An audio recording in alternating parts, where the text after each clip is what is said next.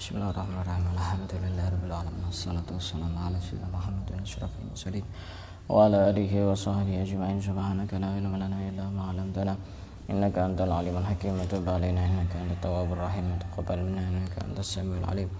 Qala rabbi shrah li sadri wa yassir li amri wa hlul 'uqdatam min lisani yafqahu qawli. Nawaitu ta'alluma ta'lim wa ifadata wal istifada wa tamassuka ala kitabillah wa sunnati rasulih والدعاء إلى الهدى والدلالة على الخير ابتغاء مرضاته وقربه وثوابه سبحانه وتعالى. قال المصنف رحمه الله تعالى ونفعنا به وبعلومه ومدنا بأسرار الدارين آمين.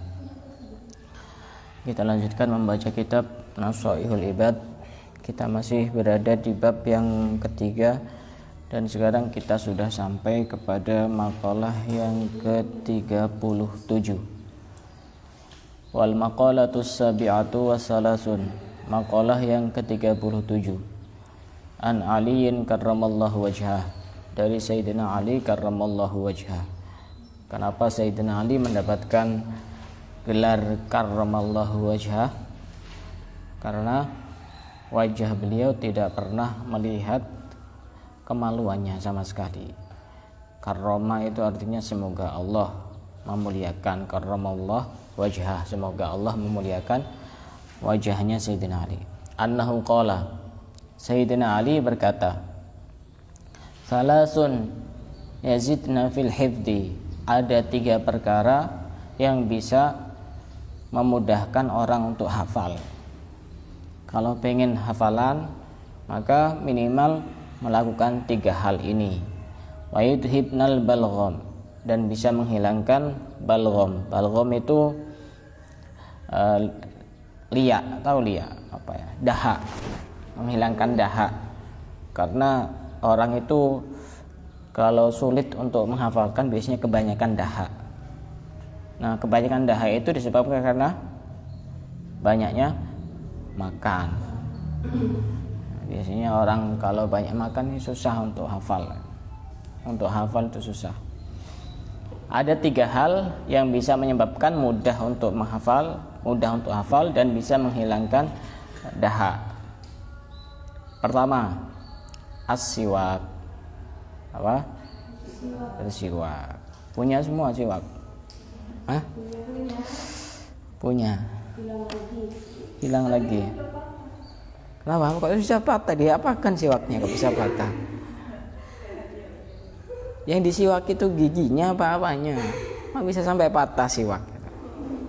Siwak, orang kalau sering siwakan maka dia mudah untuk menghafalkan. Pertama as-siwak, yang kedua was-shaum, orang yang berpuasa. Orang yang istiqomah puasa itu biasanya dia orangnya cerdas karena mudah untuk merekam apapun yang dia baca, apapun yang dia lihat. Lebih mudah untuk menghafalkan.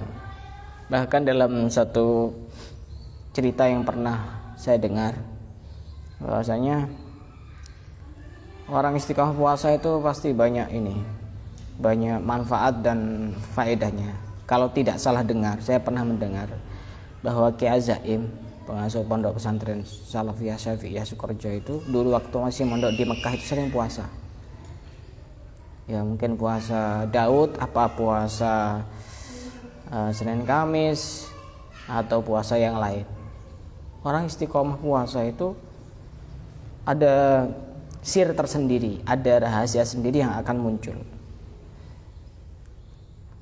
Dan ini tidak mudah. Puasa istiqomah Senin Kamis saja susah. Kalau model saya ini tipe orang yang jarang puasa.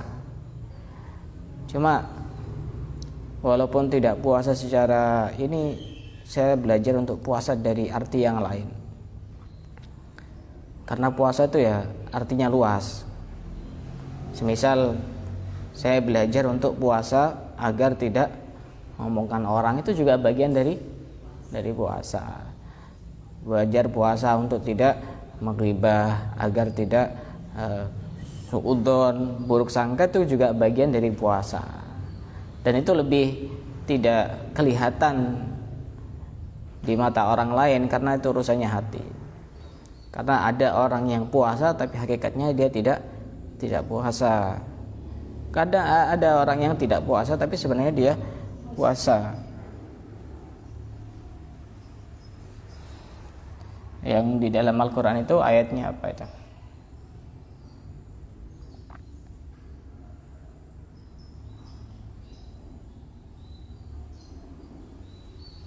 Walan ukallimal yauma insiya. Apa surat apa itu lupa saya. Surat Maryam kalau tidak salah ya. Itu ada yang puasanya itu tidak ngomong kepada orang. Ini puasa juga bagian dari hal yang menyebabkan untuk memudahkan hafalan. Yang ketiga, wa qiraatul Quran, dan membaca Al-Quran. Kalau orang melakukan 3 hal ini, bersiwak, berpuasa, membaca Al-Quran, maka dia mudah untuk hafal. Bisa dipilih salah satunya atau dilakukan kedua-duanya. Semisal memang dia istiqomah puasa Senin dan Kamis kayak Mbak Diana ini. Tapi ini ya terlalu jujur itu. Tapi puasa itu niatnya jangan macam-macam. Karena memang ada yang sering kali tanya ke saya, Ustadz ini puasa Senin Kamis tapi kok ini ya, kok gila ya orangnya ya. Ya jangan disalahkan puasa Senin Kamisnya, niatnya apa. Kadang-kadang orang itu niatnya macam-macam. Kadang pengen sakti, pengen dapat keris, pengen dapat pusaka, pengen dapat ini dan itu. Ya sudah, niat puasa Senin Kamis ikuti Nabi. Dia puasa Senin Kamis, tidak usah niat yang macam-macam. Pengen mendapatkan pahala, pengen mendapatkan ridho Allah, untuk melatih hawa nafsu agar lebih terkontrol. Karena orang puasa itu kan fisiknya lemah, jadi untuk melakukan maksiat tidak semangat. Tidak usah niat yang macam-macam. Kalau itu macam-macam ya bisa gila. Iya, walaupun itu yang dilakukan itu adalah hal yang benar, tapi kalau dengan niat-niat yang tidak baik, ya bisa berakibat negatif. Pernah ada testimoni dari guru saya itu. Ada 2 orang, sama-sama baca Fatihah. Sama-sama baca Fatihah. Satunya niatnya baik, satunya niatnya tidak baik. Apa yang terjadi? Satu orang ini tidak ada apa-apa, ternyata satunya ada jin masuk ke dalam tubuhnya. Padahal sama-sama baca Fatihah. Niat itu penting. Makanya jangan macam-macam kalau melakukan hal-hal itu niatnya ya yang lurus-lurus saja. Ini penting, hafalan itu penting. Karenanya ada sebagian ulama mengatakan hifdzu satraini khairun min sama'i waqraini. Menghafalkan 2 baris itu lebih baik daripada mendengarkan 2 paragraf. Karena hafal itu penting.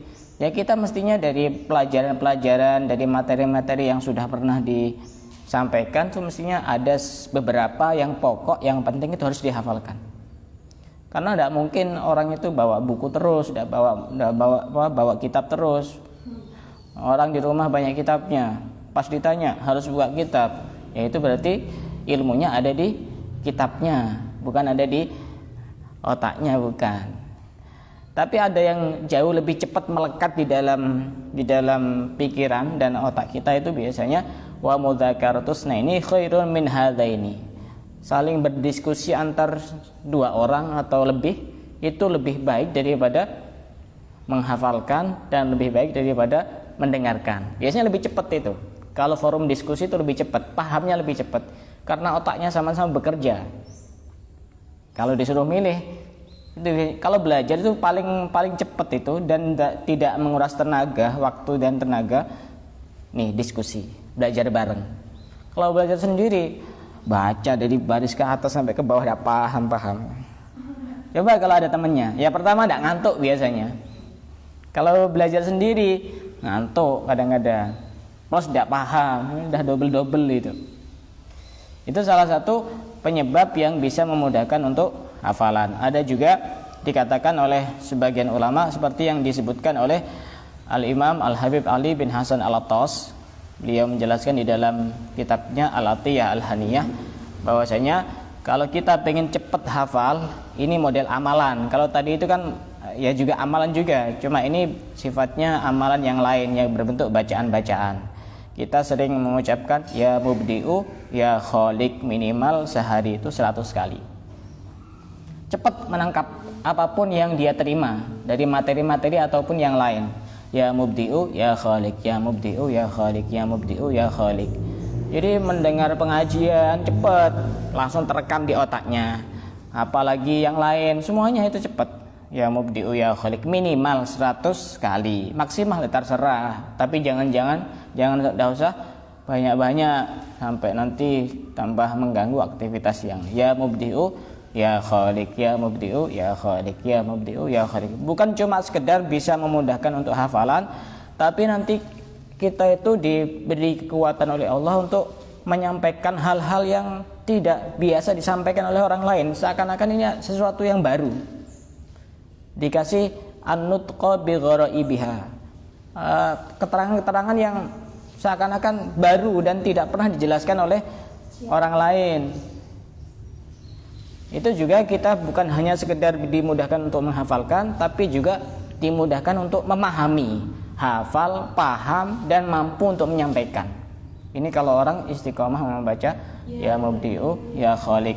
Untuk waktunya kapan? Waktunya bebas, terserah sesuai dengan kemampuan. Juga termasuk amalan yang bisa memudahkan untuk hafalan sebelum tidur, itu membaca surat Al-Baqarah ayat 164.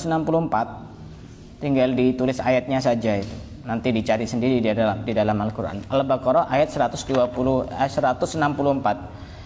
Inna fi khalqis samawati wal ardi wa ikhtilafil laili wan nahari wal fulki allati tajri fil bahri bima yanfa'un nas, sampai yaqilun. Itu dibaca. Dibaca berapa kali? Cukup 1 kali saja sebelum tidur. Daripada baca story mending baca Al-Quran. Cukup 1 kali saja, tidak usah banyak-banyak. Surat Al-Baqarah ayat 164 dibaca sebelum tidur. Salah satu manfaatnya memudahkan kita untuk menghafalkan Al-Quran, terutama orang yang sedang hafalan Al-Quran. Jangan sampai amalan ini ditinggalkan. Ini terutama orang yang sedang menghafalkan Al-Quran. Sebelum tidur jangan sampai melupakan ayat ini. Walaupun tidak menghafalkan Al-Quran, ya minimal dia dimudahkan untuk menghafalkan hal-hal yang lain. Pertama, dimudahkan untuk menghafalkan Al-Quran. Kedua, tidak mudah lupa dengan apa yang dia hafalkan. Ini tidur yang tidur kapan? Baik tidur malam maupun tidur kapanpun. Pokok kita mau tidur, misalkan tidur siang, ya silahkan baca. Cuma kalau yang tidur yang tidak bagus, ya setelah subuh jangan tidur. Jangan tidur setelah subuh, karena memang tidur setelah subuh ini enak. Paling enak tidur setelah subuh. Itu bisa menyebabkan rezekinya itu tidak lancar, karena setelah subuh itu Allah bagi rezeki hissiyah wa ma'nawiyah, rezeki secara zahir dan secara batin. Orang gampang sumpek biasanya ini istiqomah tidur subuh biasanya karena tidak dapat rezeki yang berupa ini maknawi, itu rezeki rohani tidak dapat. Hindari tidur di 2 waktu ini, setelah subuh dan setelah asar. Setelah subuh dan setelah asar. Kalau setelah asar itu bisa menyebabkan gila. Tidak percaya? Buktikan sendiri. Tidak usah jauh-jauh ya, kita mau membuktikan gila apa tidak gila. Coba pernah tidak punya pengalaman? Kalau tidur asar sore itu, biasanya kita bangun nih kayak orang bingung. Beda dengan tidur di waktu siang atau pagi, semisal jam 7 atau jam 8. Beda. Setelah asar ini kayaknya kita bingung, ini sudah maghrib apa sudah subuh. Bingung pokoknya, pikiran bingung. Pusing juga, emosi apalagi belum makan. Nah, bagus tidur, kecuali memang itu tidak dijadikan kebiasaan, kecuali memang sudah sangat capek dari pagi beraktivitas, malam juga melek. Akhirnya tidak ada kesempatan untuk tidur, ya tidak apa-apa. Ini kan sewaktu-waktu saja, tidak apa-apa tidur setelah asar. Karena asar ini juga Allah sedang membagi-bagikan rezekinya juga. Tidak, Pak Melo. Rezekinya dipatok ayam.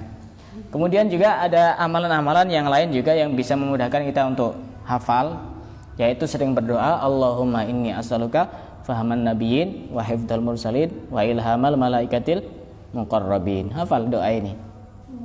Oh, enggak hafal. Allahumma inni as'aluka fahaman nabiyyin wa hifdzal mursalin wa ilhamal malaikatil muqarrabin. Kemudian ada juga tambahannya Allahumma aghnini bil ilmi wa zayyinni bil hilmi wa akrimni bit taqwa wa jammilni bil afiyah ya arhamar rahimin. Ada salah satu guru saya yang beliau ketika sebelum mulai ngajar pasti ini baca doa ini. Dan beliau orang yang hafid Al-Quran. Ada beberapa guru saya itu yang hafal Al-Quran. Di sini waktu saya masih mondok di Tambak Beras, itu pasti beliau ngutip doa ini sebelum ngajar itu. Dan beliau ketika ngajar itu sudah tidak bawa kitab. Ininya kitabnya sudah di luar kepala, sama kayak kita itu. Kitabnya di luar kepala kan tidak masuk. Beliau itu sudah memang benar-benar di luar kepala. Ada sebagian guru saya juga ngajar nahwu itu, dia ketika ngajar tidak bawa apa-apa, cuma bawa kunci ditaruh di mejanya. Kemudian dibaca itu bait-bait alfiyah, setelah itu dijelaskan dan dimaknai dan diterjemah. Otodidak itu, bukan otodidak, artinya hafalan, dari hafalannya, murni dari hafalannya. Tidak melihat kitab sama sekali.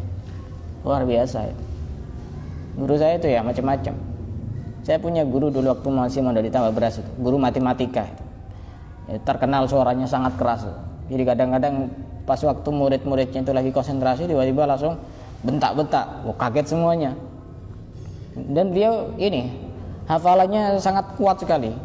Mau nulis angka berapa itu pasti bisa dijawab. Sekian berapa deret angka pas kali berapa itu pasti bisa dijawab dengan hitungan sepersekian detik, tidak sampai menit. Ya, macam-macam. Nah, itu bisa untuk kita berdoa, Allahumma inni as'aluka fahaman nabiyyin wa hifdzal mursalin wa ilhamal malaikatil muqarrabin. Allahumma aghnini bil ilmi wa zayyinni bil hilmi wa akrimni bit taqwa wa jammilni bil afiyah ya arhamar rahimin. Kemudian juga ada amalan yang lain. Kalau tadi semisal sulit untuk dihafalkan, ini mungkin kemungkinan hafal. Surat Al-A'la. Ini ijazah dari Habib Ali bin Muhammad Al-Habsyi, pengarang Maulid Simtud Duror. Ini biar tidak gampang lupa. Kadang-kadang terlalu parah lupanya itu. Naruh jilbab saja lupa ditaruh di mana. Naruh kunci saja padahal baru beberapa menit sudah lupa. Sudah parah itu, harus segera diterapi. Contohnya bagaimana?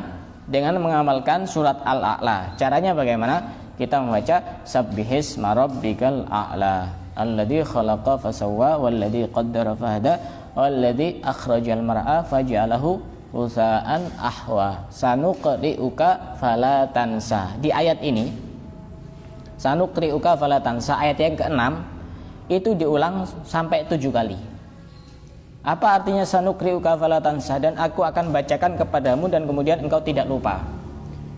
Jadi sanukriuka fala tansa ini diulang 7 kali, setelah itu baru dilanjutkan lanjutan ayatnya sampai selesai.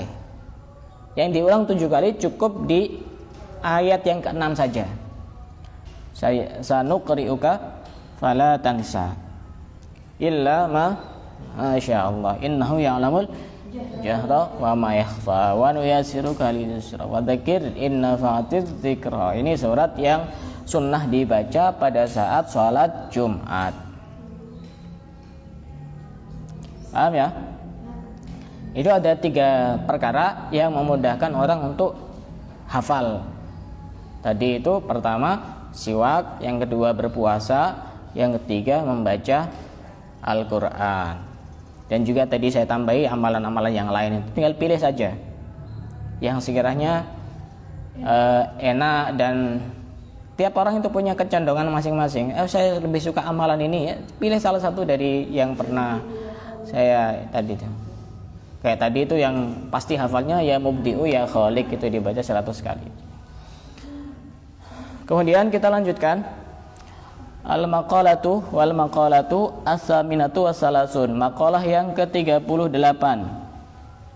an Ka'bil Ahbar, dari Ka'ab al-Ahbar. Ka'ab al-Ahbar ini salah seorang tokoh yang menjadi rujukan dari orang Yahudi. Orang Yahudi ini umatnya siapa? Nabi siapa? Nabi Musa. Punya kitab Taurat. Dan Ka'ab al-Ahbar ini orang yang menguasai kitab Taurat, tapi kemudian masuk Islam pada masanya Sayyidina Umar bin Khattab. Ka'ab al-Ahbar ini berkata, al-husunu lil mu'mini minasyaitani salasun. Ini keterangan yang sangat penting. Benteng bagi seorang mukmin dari setan itu 3. Kalau ingin tidak diganggu setan, minimal punya benteng 3. Setan, sesuatu yang menyesatkan. Apapun yang menyesatkan itu namanya setan. Ya, benteng artinya tidak gampang diterobos. Kalau orang memiliki 3 benteng ini, maka dia tidak akan diganggu oleh setan. Pertama, al-masjidu hisnun. Masjid itu adalah benteng. Kenapa masjid dikatakan benteng dari setan? Li'annahu mahalludz dzakirina wal malaikah. Karena masjid itu adalah tempatnya orang-orang yang ingat kepada Allah, yang berzikir kepada Allah, juga tempatnya para malaikat. Orang yang istiqomah pergi ke masjid itu insya Allah dia tidak diganggu oleh setan, karena dia punya benteng yang sangat kuat. Diganggu ya diganggu, cuma dia tidak bisa masuk. Kenapa? Karena ada benteng. Ini lebih kuat daripada tembok Cina. Ya. Yang terkenal kan tembok Cina itu ya. Benteng Cina apa tembok Cina? Tembok Cina. Yang kedua, wa dzikrullahi hisnun. Zikir kepada Allah itu juga bisa menjadi benteng dari gangguan setan. Orang yang banyak zikirnya itu insya Allah tidak diganggu oleh setan. Terutama zikir yang paling bereaksi untuk mengusir setan adalah kita sering istiqomah membaca la haula wala quwata illa billah. Ketika kita sering membaca itu, maka setan itu menjadi bersembunyi dan dia ketakutan ketika mendengar itu, la haula wala quwata illa billah. Kalau kita melihat ada orang yang kayak setan, ya la haula wala quwata illa billah. Setan dari mana ini datang? Karena zikir ini adalah perintah Allah Subhanahu wa taala, fadzkuruni adzkurukum washkuruni wala takfurun. Kalau kita ingin diingat oleh Allah, diingat dalam tanda kutip, maka kita mengingat kepada Allah. Ya ayyuhalladzina amanu dzkurullaha dzikran katsira wasabbihuhu bukratan wa asila. Perintah zikir itu adalah dzikran katsira, bukan cuma sekedar zikir. Pagi cuma mengucapkan la ilaha illallah, siang cuma mengucapkan subhanallah, itu bukan zikir. Perintah zikir itu ya ayyuhalladzina amanu dzkurullaha dzikran katsira. Dan salah satu manfaat yang bisa dirasakan bagi orang yang istiqomah berzikir, sebagaimana disebutkan dalam ayat yang lain, alladzina amanu wa tatma'innu qulubuhum bi dzikrillah, ala bi dzikrillahi tatma'innul qulub. Orang yang istiqomah zikir itu insya Allah akan tenang hatinya. Jadi orang pengen tenang itu jangan ke tempat-tempat hiburan. Pengen menenangkan hati, mau kemana? Mau ke tempat rekreasi, tambah sumpek itu nanti pulang dari tempat rekreasi. Iya, waktu itu dia seakan-akan happy gitu, pikirannya kayaknya tenang gitu. Coba pulang, balik lagi itu, karena juga banyak setannya di sana. Kalau pengen tenang ya berzikir kepada Allah. Dan kalau orang itu berzikir kepada Allah, disebutkan di dalam sebuah hadis bahwasanya syaitan itu duduk di setiap hati seorang hamba. Inna syaitana jasimun ala qalbil abdi. Sesungguhnya syaitan itu duduk bersemayam di hati seorang hamba. Fa idza dzakarallaha khanisa. Ketika seorang hamba tersebut berzikir kepada Allah, maka syaitan itu akan lari. Wa idza ghafala waswasalahu. Tapi ketika hamba tersebut lalai, lupa untuk tidak berzikir kepada Allah, maka dia akan mengganggu Setan itu akan mengganggu. Dan bahkan orang itu kalau jarang berzikir, tanda bahwa dia itu termasuk orang-orang munafik.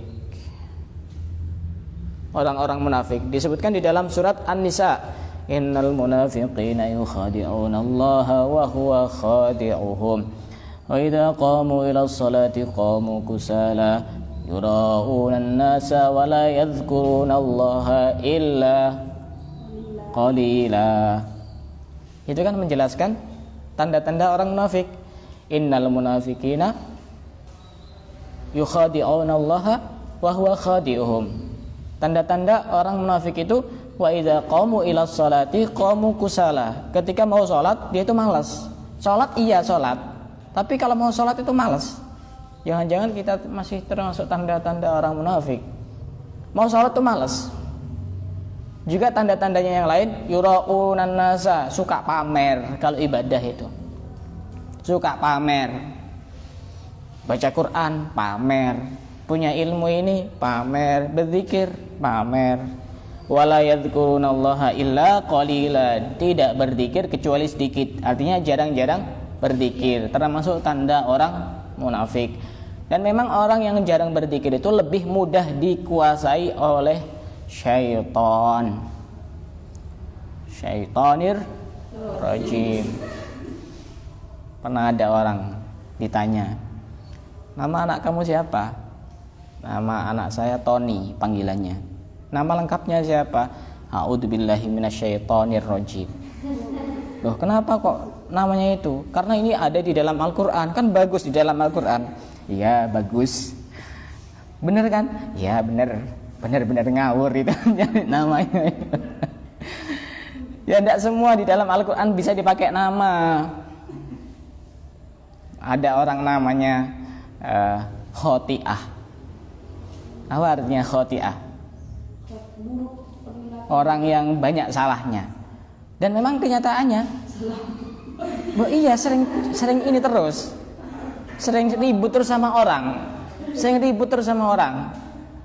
Ada di dalam Al-Quran, ada nasiyatin kadhibatin khoti'ah. Kok tidak sekalian langsung lengkap kadhibah khoti'ah, pembohong dan orang yang banyak salahnya.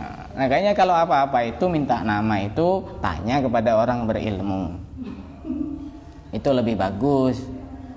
Dua anak saya itu bukan saya ngasih nama, saya itu tabarukan sama ulama-ulama biar hatinya itu nyambung sama mereka, minimal ada hubungan batin. Apa saya tidak bisa ngasih nama? Bisa, gampang sekali, cuma buat nama. Cuma saya pengen tabarukan. Semisal saya ngasih nama Muhammad dari saya, ada salah seorang ulama, habib atau syekh atau kiai, ya pasti pengaruhnya beda. Yang itu yang ngasih nama habib, yang ini ngasih nama bukan orang berilmu, ya beda pastinya. Dua anak saya semuanya yang ngasih nama bukan saya, tapi saya minta. Yang pertama yang ngasih nama itu Habib Salim bin Abdullah Asyatiri, kasih nama Al-Fatih, Muhammad Al-Fatih. Waktu itu ini salah satu jenis kasyafnya Habib Salim itu. Waktu itu istri saya itu waktu hamil itu suka baca surat Al-Fatah, Inna Fatahna Laka Fatham Mubina, juga sering mendengarkan itu maulid yang ada Inna Fatahna Laka Fatham Mubina, yaghfirallahu laka yaghfirallahu ma taqaddama min dzambika wa ma ta'akhkhar. Pada saat saya minta nama, minta tolong ke teman saya yang masih di Tarim waktu itu, karena saya sudah di Indonesia, dimintakan Habib Salim, dikasih nama Muhammad Al-Fatih. Padahal saya tidak pernah ngomong apa-apa. Nah, berzikir itu adalah benteng. Kalau orang tidak berzikir lebih mudah dikuasai oleh syaitan. May ya'shu an dzikrir rahmani nuqayyid lahu syaitanan fahuwa lahu qarin. Orang yang berpaling dari berzikir kepada Allah maka akan dikuasakan syaitan kepadanya, dan syaitan akan menjadi qarin. Apa qarin? Menemani. Setiap manusia itu pasti punya qarin. Setiap manusia, semuanya tanpa terkecuali. Setiap manusia itu pasti punya qarin. Disebutkan dalam sebuah hadis bahwasanya ma minkum min ahadin illa waqad wakkala bihi qarinuhu minal jinni wa qarinuhu minal malaikah. Setiap manusia itu punya korin. Satu jenisnya korin dari jin, satu jenisnya korin dari malaikat. Rasulullah apakah punya korin juga? Sama. Sahabat juga pernah bertanya, qalu wa iyyaka ya Rasulullah, engkau apakah juga punya korin wahai Rasulullah? Dijawab oleh Rasulullah, wa iyaya, aku juga punya korin. Walakinnallaha a'anani alaihi fa aslam. Tapi Allah menolong kepadaku sehingga korin ini masuk Islam, atau aku selamat dari korin ini. Fala ya'muruni illa bi khair, maka tidak memerintahkan kepadaku kecuali kebaikan. Rawahu Muslim, hadis sahih riwayat Imam Muslim.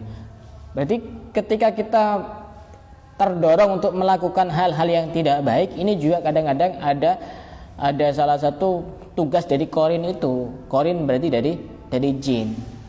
Nah, korin seperti ini, jadi itu bedanya orang pintar sama orang tidak pintar. Korin itu tidak bisa orang, oh kamu diikuti jin korin, saya ruqyah ya. Tidak bisa, korin itu tidak bisa dikeluarkan. Korin kok diruqyah? Tidak bisa. Korin itu tidak bisa dikeluarkan karena dia posisinya sudah di luar, tidak bisa dikeluarkan. Apalagi dipanggil, saya panggil ya jin korin kamu yang sudah meninggal itu kecelakaan, dipanggil jin korinnya, dimasukkan ke orang. Kamu kenapa kecelakaannya? Dianukan ini atau apa? Ini tambah lebih lucu lagi kalau seperti itu. Ya kan, jangan gampang-gampang datang ke orang pintar. Dukun kenapa disebut orang pintar? Karena yang datang adalah orang-orang bodoh. Kenapa kau harus datang ke sana? Jadi setiap manusia itu pasti punya korin. Kiai, ustadz, orang biasa semuanya punya korin. Semuanya punya korin. Beda dengan khoddam.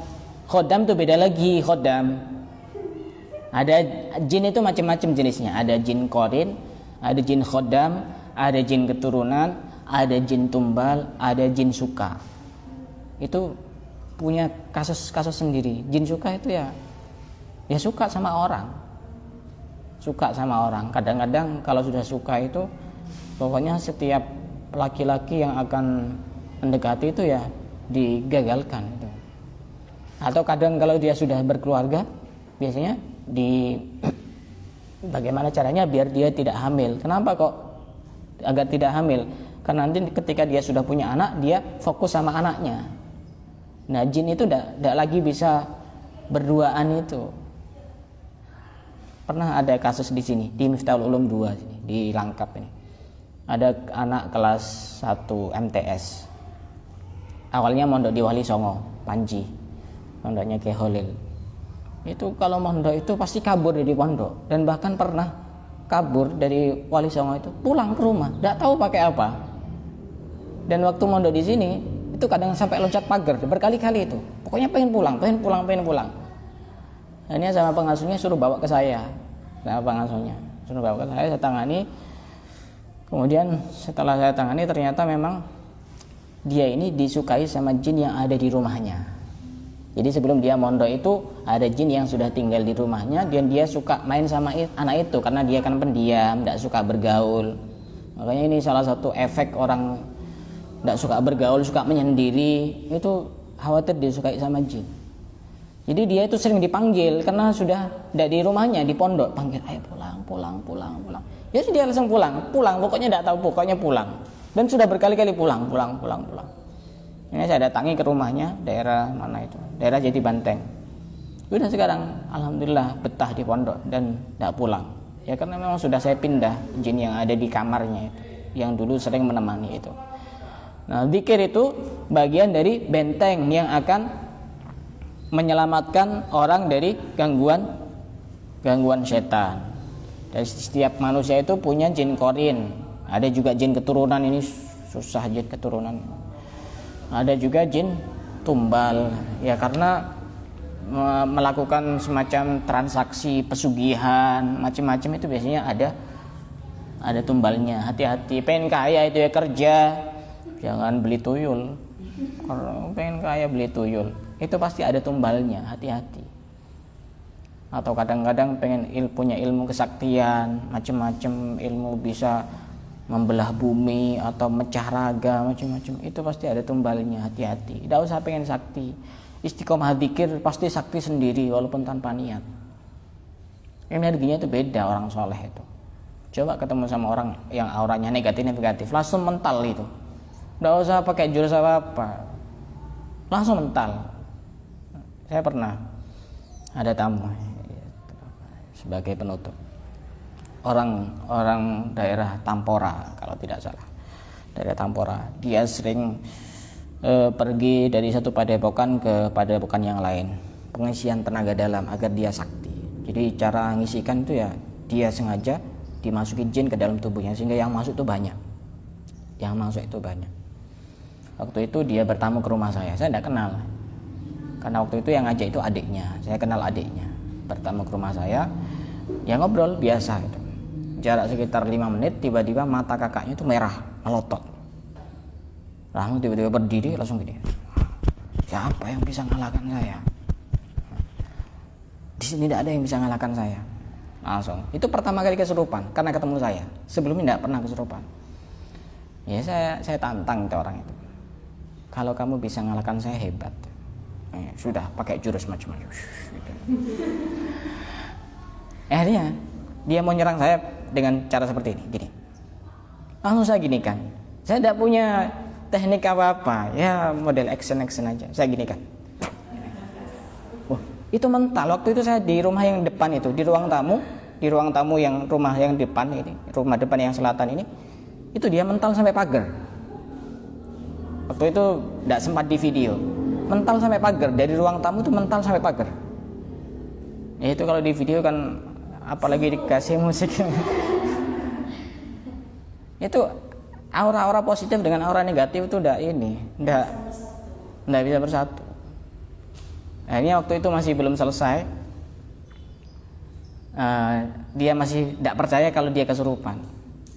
Akhirnya waktu itu saya ajak janjian di alun-alun jam 9. Kita jam 9 ngopi di alun-alun. Ya, ngopi. Setelah ngopi jam 12, karena di alun-alun kan ruangnya agak luas kan ya, tempatnya agak luas. Saya pernah bertanding di tengah alun-alun jam 12 dengan orang ini. Sampai yang punya jualan di depannya masjid itu, yang jual jus itu sampai tahu. Jadi kalau saya beli di sana itu, tidak ketemu lagi sama orang itu. Tidak sudah. Itu sampai jam 12 malam itu, bener itu jam 12 malam. Sempat di video juga, dia waktu itu baru sadar kalau dia memang kesurupan. Karena memang jin dimasukkan ke dalam tubuhnya. Tidak usah yang macam-macam, banyak zikir, banyak istiqomah cari ilmu, istiqomah ibadah, istiqomah baca Quran, istiqomah baca sholawat. Udah tidak usah macam-macam. Insya Allah itu nanti bisa ini sendiri. Bisa sakti sendiri, tapi itu bukan tujuan. Jangan dijadikan tujuan. Sakti itu hanya bonus saja. Saya ulang kembali. Benteng seorang mukmin dari setan itu 3. Yang pertama adalah masjid. Yang kedua adalah zikir kepada Allah. Dan yang ketiga adalah qiraatul Quran hisnun. Membaca Al-Quran adalah benteng, terutama membaca ayat kursi. Itu mujarrab untuk mengusir setan. Dan setan itu ada yang kelihatan, ada yang tidak kelihatan. Kalau setan tidak kelihatan, bacakan ayat kursi insyaallah lari.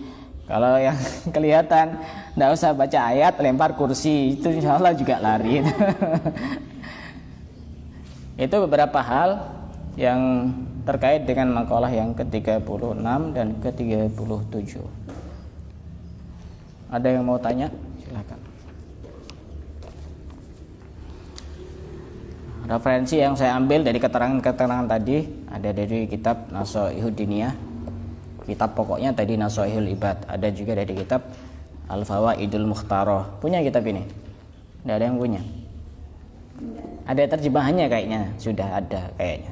Ini yang ngarang masih hidup beliau, pengasuh pondok pesantren Darulullah wa Dakwah, Habib Ali bin Hasan Baharun, Habib Ali Zainal Abidin bin Hasan Baharun. Punya kitab setebal ini, karangan beliau ini.